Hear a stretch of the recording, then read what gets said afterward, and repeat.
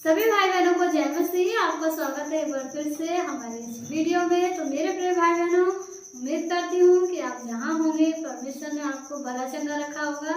तो आज का वीडियो जो है वो हमारा है कि आज हमारे जीवन में जो कर्ज है, जो बीमारी है, वो किस कारण से है, तो हम इनसे कैसे छुटकारा पाएंगे। तो आज के हमारे वीडियो का टॉपिक है कर्जा और बीमारी। तो मेरे प्रिय भाई बहनों, जो लोग जहाँ से देख रहे हैं, जिस भी किसी कंट्री से, तो वो लोग अपनी कमेंट में अपनी राय और अपने कंट्री का नाम जरूर लिखें और जो भी समस्या है वो आप हमसे शेयर करें, क्योंकि हम और आप परिवार हैं और हम और आप प्रार्थना करके अपनी समस्याओं से परमेश्वर पिता से जल्द छुटकारा पा लेंगे। तो मेरे प्रिय भाई बहनों, आज का हमारा वीडियो बहुत ही ज़्यादा जरूरी है हमारे मसीह जीवन में, जो कि नया मसीह जीवन हो या पुराना मसीह जीवन, क्योंकि ये समस्या ऑलवेज हम सबके जीवन में बनी रहती हैं और इसका रीज़न हमें पता नहीं रहता कि ये समस्या हमारे जीवन में क्यों है। तो मैं आपको बता देना चाहती हूँ कि जो पवित्र शास्त्र है यानी बाइबल जो हमें बताती है, हम जस्ट उसके अकॉर्डिंग अपने जीवन को नहीं जीते। अगर बाइबल के अनुसार हम अपने जीवन को जीने लगेंगे तो मैं 100% गारंटी के साथ कहती हूँ कि हमारे आपके जीवन में ये सारी समस्याएं यूं ही यूं चली जाएंगी। तो आइए जानते हैं कि हम अपने जीवन में कौन सी गलती करते हैं। जब आप मलाकी अध्याय 6 पढ़ते हैं तो वहां पर लिखा हुआ है, मैं सेनाओं का यहोवा बदलता नहीं हूँ, इसलिए हे याकूब की संतान तुम नष्ट नहीं हुए हो। तो मेरे प्रिय भाई बहनों, परमेश्वर कभी नहीं बदलता। परमेश्वर ने जो आशीष दे दी है, जो वादा कर दिया है अपने बच्चों के लिए, वो वादा पूरा करेगा। लेकिन क्या उस वादे को पूरा करने के लिए हम जो परमेश्वर जो हमसे कमिटमेंट चाहता है उसे पूरा करते हैं कि नहीं, ये आप सोच के देखिए। क्योंकि हमें अपने कमिटमेंट को पूरा करना होगा। जैसे कि हम इसी जीवन में आते हैं तो पश्चाताप करते हैं कि ये पिता, हम अपने पुराने जीवन को छोड़ देंगे, हम चोरी करना छोड़ देंगे, हम झूठ बोलना छोड़ देंगे, हम गलत कामों से तौबा करते हैं पिता, हम नेकी और सच्चाई से, ईमानदारी से अपने जीवन को जिएंगे। तो आप झांक के देखिए कि आप इस अनुसार अपने जीवन को जीते हैं? बिल्कुल भी नहीं। हमारे जीवन में ये चीजें कहीं ना कहीं तो इन्वॉल्व रहती हैं, तभी हमारे जीवन में समस्याएं बन जाती हैं और ये समस्या आगे चलकर एक बड़ा आकार ले लेती हैं, जो कि हमें कर्ज में, बीमारी में, समस्या में डाल देता है। तो ये सब चीजें हम अपने आप ही तो क्रिएट करते हैं और फिर हम दोष देते हैं कि पिता, आपने हमारे जीवन के जितने दिन से हम आपसे प्रार्थना कर रहे हैं, हम दशमांश दे रहे हैं और हम क्या कहते हैं, बाइबल भी पढ़ते हैं, फिर भी हमारे जीवन में क्यों ऐसी समस्याएं हैं। तो मेरे प्रिय भाई बहनों, जैसा कि हमारा जीवन होना चाहिए उस अनुसार हमारा जीवन होता नहीं है। अगर होता तो पिता अपने वादे से कभी नहीं डरता, क्योंकि पिता ने कह दिया है कि मैं यहोवा बदलता नहीं हूँ, इसलिए याकूब की संतान तुम नष्ट नहीं हुए हो। फिर भी इतनी हम गलतियां करते हैं, इतने हम पाप गुनाह करते हैं, फिर भी परमेश्वर ने हमें संभाल के रखा है, हमें घर दे रखा है, हमें कपड़े दे रखे हैं, हमें भोजन देता है। सोचिए कितना दयालु है हमारा पिता। और जिस दिन हम परमेश्वर की इच्छा के अनुसार चले लगे तो उस दिन हमारे पर कितनी ही ज्यादा अनुग्रह, कितना ही ज्यादा आशीष दे देगा हमारा पिता। ये जरा सोच के देखिए।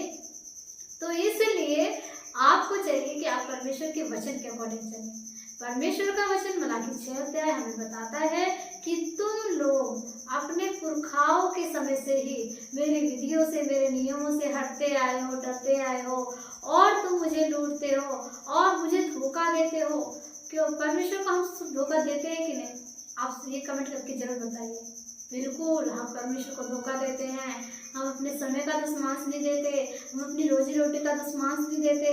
जब हमारे जीवन में थोड़ी कमाई रहती है, जब हम 1000 रुपये कमाए रहते हैं तो हम 100 रुपये बड़ी हंसी खुशी से देते हैं। लेकिन जिस दिन 10,000, जिस दिन 1 लाख रुपए का प्रॉफिट होता है, उस दिन हमें 10,000, 1,000 देने में लालच लगता है। अरे इतना कैसे दे दें, अरे जाने दो, थोड़ा कम ही दे देते हैं, क्या किसी को पता चलेगा, अरे पिता क्या पैसा थोड़ी ना मांगता। लेकिन नहीं मेरे प्रिय भाई बहनों, मैं मानती हूँ परमेश्वर हमारे पैसों का भूखा नहीं है। परमेश्वर हमारे रूह और सच्चाई से, परमेश्वर ऐसे आराधकों को ढूंढता है कि जो आत्मा से, सच्चाई से परमेश्वर की आराधना करते हैं। लेकिन जो नियम बना हुआ है, जो बाइबल हमें कहती है, तो उस नियम को तो हम झुठला नहीं सकते। वो भी तो परमेश्वर पिता ने हमारे लिए लिख कर दे दिया है कि इन चीजों को आपको मानना है। जैसे कि हम स्कूल में जाते हैं, जो क्वेश्चन का आंसर रहता है, जस्ट हमें उसी आंसर को देना होता है। अगर हम उसके अंदर अपने आप से जो आंसर दे देंगे तो टीचर तो वो गलत ही कर देगा ना। तो इसीलिए बाइबल एक ऐसी चीज है, बाइबल परमेश्वर का जीता जागता वचन है, जो परमेश्वर ने अपने मुख से दिया, अपने दासों के द्वारा, अपने भविष्यवक्ताओं के द्वारा लिख के कि हाँ, इन चीजों को अगर तो मैं उनके जीवन में आशीष और आशीष की वर्षा करता रहूँगा। तो मेरे प्रिय भाई बहनों, हमें अपने दशमांश को देना है, क्योंकि हमारे ऊपर हमारे पुरखाओं का श्राप है। तो वो श्राप जिसके जीवन में रहेगा तो श्राप क्या कर सकता है, आप इसको जानते ही होंगे, क्योंकि वो श्राप कर्जा रहेगा। श्राप रहेगा तो हम बीमार रहेंगे, हम समस्याओं में रहेंगे, हम शैतान के बंधन में रहेंगे। तो हमारे पास जो हमारी कमाई होगी वो सब कहाँ जाएगी? बीमारियों में, थानों में, अदालतों में, उल्टे सीधे कामों में। तो ये सब चीज़ें जब हमारे जीवन में क्रिएट होने लगी तो हमारे जीवन में कर्जा होगा कि नहीं होगा, हमारे जीवन में समस्या होगी कि नहीं होगी, बीमारी होगी कि नहीं होगी। तो आप ये सोचिए कि इस छोटी सी गलती से हम अपने जीवन में बड़ी से बड़ी समस्याओं को क्यों न्योता दें, क्यों उन्हें इन्वाइट करें? आप जरा सोच के देखिए, क्योंकि वचन कोई ऐसा नहीं कि हम उसे चल नहीं सकते। हमारे कितने मसीह भाई बहन हैं कि उस वचन को चलते चलते आज अपने जीवन को बिता दिए हैं। कितने ऐसे लोग हैं, कितने ऐसे दृढ़ लोग हैं मसीह की, जो अपने जो परमेश्वर का कलाम है उसी को लेकर चलते हैं, चाहे दुनिया कुछ भी कह ले। आज उस वचन के अनुसार चलते हुए कितने भाई बहन, जैसे प्रॉफिट जी जेल की सलाखों के पीछे चले गए, और से बहुत से प्रॉफिट हैं, बहुत से परमेश्वर के याजक याजिका हैं जो जेल के पीछे चले गए, जो सताए जा रहे हैं, क्योंकि उन्होंने परमेश्वर के अद्भुत अनमोल वचन को माना। परमेश्वर के वचन को उन्होंने पूरे समाज के सामने, पूरी दुनिया के सामने स्वीकार करा। उस वचन के कारण वो इतना दुख सह लेते, तो क्या हम उस वचन के अनुसार अपने जीवन को नहीं जी सकते? बिल्कुल मेरे भाई बहनों, जी सकते हैं। तो मैं आपसे यही कहना चाहूंगी कि हम अपने जीवन को इस तरीके से बिताएं जिस तरीके से हमारा पिता कहता है। आगे वचन हमें ये कहता है कि मैं सेनाओं का यहोवा, तुम ऐसा करके देखो, सारे दशमांश अपने उठाने की भेंटें और जो दशमांश होते हैं अपने खत्तों खजानों के और अपने समय के दशमांश मेरे भंडार में लेकर आओ, मेरे भवन में लेकर आओ, तब देखो मैं यहोवा तुम्हारे पर आशीष की आप पर वर्षा करता हूँ कि नहीं। ऐसा करके मुझे परख के देखो। परमेश्वर कहता है मुझे परख के देखो। क्या दुनिया में कोई कहता है कि मुझे परख के देखो, लेकिन हमारा पिता कहता है कि हमें परख के देखो। आप ऐसे अपने जीवन में करके तो देखिए। आप अपने जीवन से लालच को दूर कीजिए। आप जितने भले भले काम करेंगे, परमेश्वर आपके जीवन में उतने ही भले भले कामों का प्रतिफल देगा। आपके संतान के द्वारा, आपके पशु पक्षियों के द्वारा, आपके रोजी रोटी के द्वारा, आपके खुद के जीवन के द्वारा। ऐसा आप करके तो देखिए। आप परमेश्वर की ओर फेरिए, परमेश्वर की ओर एक कदम बढ़ाइए। परमेश्वर आपको 10 कदम बढ़ा के अपने गले से लगाने के लिए तैयार, क्योंकि उसने अपने पवित्र हाथों से हमें बनाया है। तो वो यूं ही नष्ट नहीं होने देगा। अगर आप कोई चीज़ बनाते हैं, अगर कोई इसको तोड़ दे या किसी कारण से वो आपके हाथ से ही टूट जाए तो आपको कितनी तकलीफ होती है। तो सोचिए, हम तो जीते जागते मूर्त है। परमेश्वर ने हमें कितने, सोचिए 9 महीने हम माता के घर में रहते हैं, तो परमेश्वर एक दिन हमारे हड्डियों की, हमारी मांसपेशियों की, हमारी बनावट, हमारी सजावट हमको कितना सुंदर बनाता है। छोटा बच्चा देखते हैं ना, आप कितना सुंदर लगता है। तो इतनी सुंदर सी चीज़ अगर जब बाद में जाके कुछ समय बाद वो नष्ट हो जाती है या वो पाप में चली जाती है, जैसे कि हम लोग पाप करते हैं या किसी गलत रास्ते पे वो चीज़ हमारी पड़ी रहती है, तो हमें कितना तकलीफ होता है कि नहीं होता? तो ऐसे ही परमेश्वर को भी तकलीफ होती है। इसीलिए पिता ने अपने पुत्र को भेजा, क्योंकि हम सब पाप में फंसे होते हैं, हम सब बीमारी में फंसे थे, हम सब शैतान के जंगल में थे, हम सब गुनाह के रास्ते पे थे। लेकिन पिता ने हमसे इतना प्यार करा कि अपने इकलौते पुत्र को भेज दिया कि जो कोई विश्वास करेगा वो नष्ट नहीं होगा। तो हमारा विश्वास एकदम मजबूत होना चाहिए। जितना स्ट्रांग हमारा विश्वास होगा ना, उतना ही हमारे जीवन में सारी समस्या यूं चुटकियों में चली जाएंगी। मेरे प्रिय भाई बहनों, आप ऐसा करके तो देखो। मैं ये नहीं कहती कि हमारे जीवन में समस्या नहीं आएगी और चली जाएंगी, क्योंकि परमेश्वर का वचन बताता है कि धर्मी जन पर 7 बार विपत्ति पड़ती है, लेकिन 7 बार यहोवा से उठा खड़ा करता है। तो हम लोग धर्मी हैं, हम लोग परमेश्वर के नियम आज्ञा पे चलने वाले लोग हैं। तो हम क्यों विचलित हों, क्यों हम लालच में पड़े, क्यों हम बुरे कामों में लगे, क्यों हम संसार की तरह जीवन जिए? हम अपने जीवन को सुधारें, परमेश्वर की महिमा करें। जितना भी आपको कितना भी शैतान बहकाना चाहे, लेकिन आपके दिमाग में बस एक बात होनी चाहिए कि हमें वचन पढ़ना है, हमें प्रार्थना करनी है तो करनी है, उसके आगे कोई एक्सक्यूज नहीं। ऐसा अपने आप को दृढ़ करिए, फिर देखिए शैतान के जीवन से कैसे भाग जाएगा। लेकिन जब आप अपने अंदर आलस डालेंगे, अरे कर लेंगे, अरे कल कर लेंगे, थोड़ी देर बाद पढ़ेंगे, तो वहीं से शैतान एक स्टेप हमारे जीवन में घुसता जाता है। और हमारा और परमेश्वर का जो मसीह जीवन है, जो हमारे परमेश्वर पिता का आत्मिक जीवन हमारे लिए जो परमेश्वर चाहता है, उसी से हमारी दूरियां होती रहती है। और वो दूरियां कर्जा, पाप, बीमारी, समस्या, उलझन, घर में कलेश, झगड़े, रिश्तों में तनाव, ये सारी की सारी चीज़ें हो जाती हैं। तो मेरे प्रिय भाई बहनों, अगर आप चाहते हैं कि आपके जीवन से बीमारी, आपके जीवन से कर्जा, आपके जीवन से समस्याएं, आपके जीवन से तनाव, लड़ाई झगड़े चले जाएं, तो आपको इस वचन को फॉलो करना पड़ेगा। आपको इस वचन के प्रकाशन की गहराई में जाना पड़ेगा, क्योंकि सब कुछ तो पिता ने दिया, उसका अधिकार है, उसने दिया है, वो ले ले।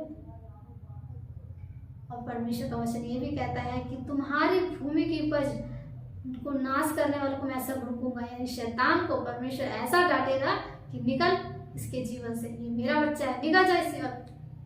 आप इसे करके तो देखिए। परमेश्वर हमेशा हमें निहारता रहता है, क्या करें क्या नहीं करें।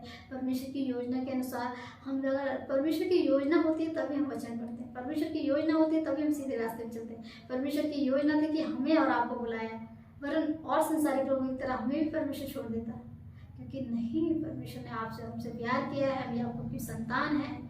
और परमेश्वर का वचन ये भी कहता है कि तुम्हारी दाखलताओं में फल कच्चे नहीं गिरेंगे। आज देखते हैं संसार में कितने जवान बेटे बेटियां एक्सपायर हो जा रहे हैं, कोई कुछ कर दे रहा है, छोटे छोटे बच्चे पैदा होते खत्म हो जा रहे हैं। क्यों? क्योंकि ये हमारा पाप है, हमारे जीवन का श्राप है। लेकिन जिस दिन से हम मसीह जीवन जीने लगेंगे ना, तो परमेश्वर हमारे बच्चों को सुरक्षित रखेगा, हमारे पशु पक्षियों को, हमारे घर के हर एक चीज़ को सेव करेगा।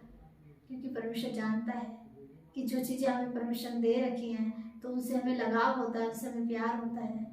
तो मेरे प्रिय भाई बहनों, जो प्यार परमेश्वर का दूसरा नाम है, उसे हमको अपने जीवन में करना पड़ेगा।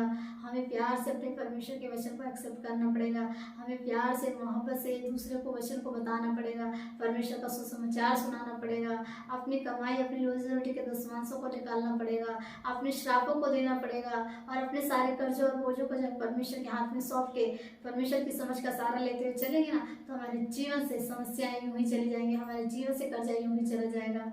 तो आज का मेरा वीडियो इसी टॉपिक के ऊपर था कि हमारे जीवन से कर्जा और बीमारी कैसे जाए। क्योंकि बहुत से कमेंट आते हैं कि सिस्टर हम इतने दिन से विश्वासी हैं, इतने दिन से प्रार्थना कर रहे हैं, लेकिन हमारे जीवन में फिर भी समस्याएं हैं, फिर भी परमेश्वर हमें से इतना क्यों गुस्सा है। क्योंकि परमेश्वर कभी किसी से गुस्सा नहीं होता, परमेश्वर हर चीज की प्रार्थना सुनता है, बस हमें इंतजार करना होता है। क्योंकि परमेश्वर में आशावान बने रहना यही हमारे लिए उचित है।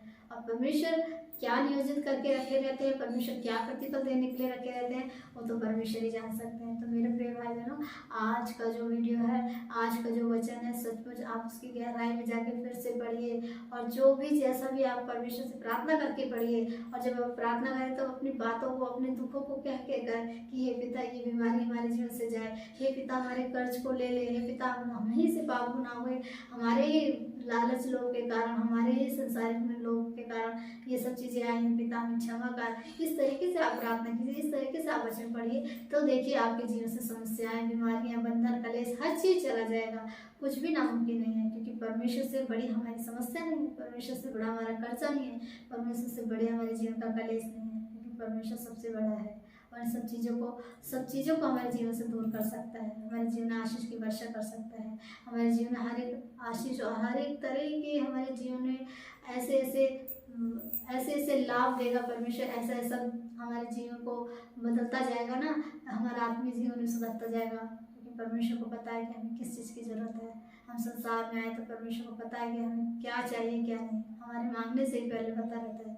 तो मेरे प्रिय भाई बहनों, आज के वीडियो में बस इतना ही कहना चाहूँगी। इसी तरीके से मैं अगली वीडियो में मिलूँगी आपसे।